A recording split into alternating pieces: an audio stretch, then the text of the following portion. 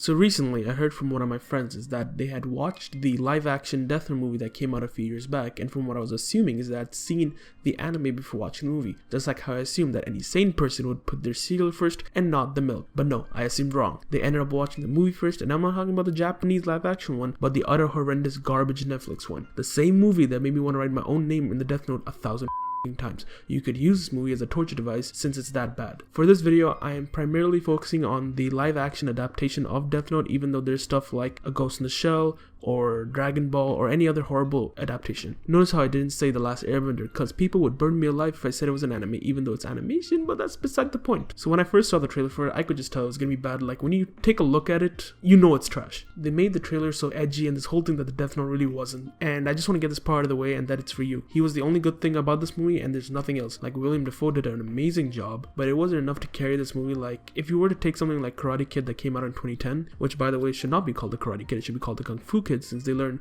Kung Fu in the movie in China. But with that, even though as boring as it was, Jackie Chan literally carried that entire movie, and because of that, it was like a 5 out of 10. Now on to the bad parts, which, spoiler alert, is this entire dumpster fire of a movie. This movie is an American adaptation, which means that it's not going to have any Japanese characters, nor will it take place in Japan, which is completely fine. Like, it's a different approach to the story, because I think that's something that can be changed around since it's the characters that matter the most. But no, they couldn't even get that right. Like, the story heavily depends on the mannerisms and the way the characters think and do things in Death Note. But no, they took one look at the source material and went, no, yeah, we're gonna completely throw away this source material and go what we think is quote-unquote right. So we're gonna start off with L in this movie, which is played by Lakeith Stanfield, and for what I remember is that he's in stuff like Get Out and Straight Outta Compton and a few others. Like, he's well known, but people didn't like that they went with a black actor, since L in the anime and manga is a literal camouflage to his outfit. But to me, that didn't really matter. It's the part that if he could embody L, then I had no problem. But just like before, they didn't go with the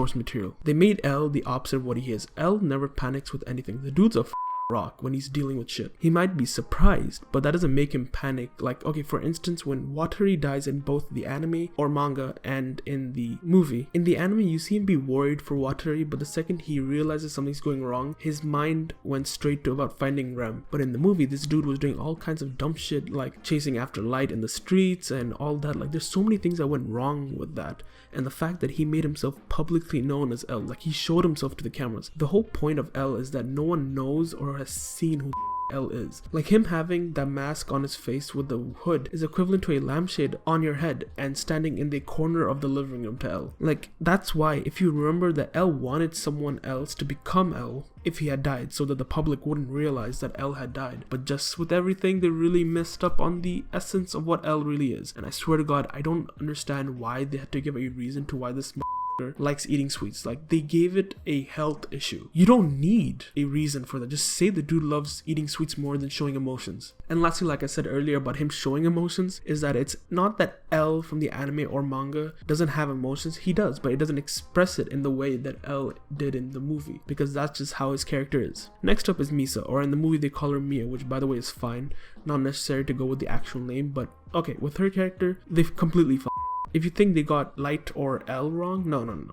She's the biggest mistake to happen for this movie. First of all, they show her to do way more than she's supposed to. Like, she's controlling Light and taking complete direction for what to do with the Death Note and whatnot. Like, it doesn't make sense on why her character would do this. In the anime, she's a puppet. She's nothing more than that. Light never gave a her in the anime or manga. He used her through and through, and that's what her purpose was. But in this, she's shown to be this controlling person and this and that, and it's such a mess of a character. Like, she's completely off. It's essentially that meme when you order something online but it's completely different from what you had received. The whole point of her character was to assist Light into getting L's name and using her Shinigami eyes to do all that. But no, that's another character they ruined, which I don't know how you could do that since it's Misa, but they ended up making her more annoying, and I found Misa in the Death Note anime and manga more likable. Now on to the worst part of the film, which was Light Yagami. Oh wait, sorry, my bad. Light Turner. Like, it's like copying your friend's homework but only changing like a slight bit of it, but it's still obvious as day on how much of a you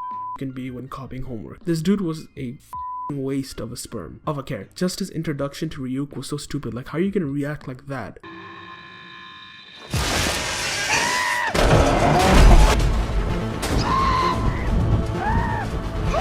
Like, am I supposed to believe you're some smart high schooler who knows how to outsmart L. Well, I mean, in this movie, clearly they're at the same level of stupidity since both characters have been dropped as babies. They did everything Light is not. His decisions, his way of thinking. Like, don't come at me that he did this whole plan at the end of the movie so that he finds a way to get rid of Mia. Like, no, he's a dumb bitch through and through. Nothing's changing my mind on that. And another thing is that the way they chose the name Kira in the movie, because that's what they call killer in Japanese. Like, how uncreative could you get that the reason why you chose it is because it's literally just because it's said in Japanese, when in the anime and manga they choose it because it takes place in goddamn Japan where they would use Kira. There's so many things about this movie that makes me want to give myself a concussion. Honestly, they should have just done a complete different story, nothing that ties with anything with the manga or anime, because it's either you go completely with the story and make the characters just like how they are in the manga, or don't at all. Like, this is single-handedly one of the things that filmmakers don't understand, is to stick to the source material. Otherwise, you're gonna keep getting a diarrhea of a movie like this. If you literally look at what Netflix is doing again with a live-action adaptation, it's Avatar: The Last Airbender. The creators of the original series left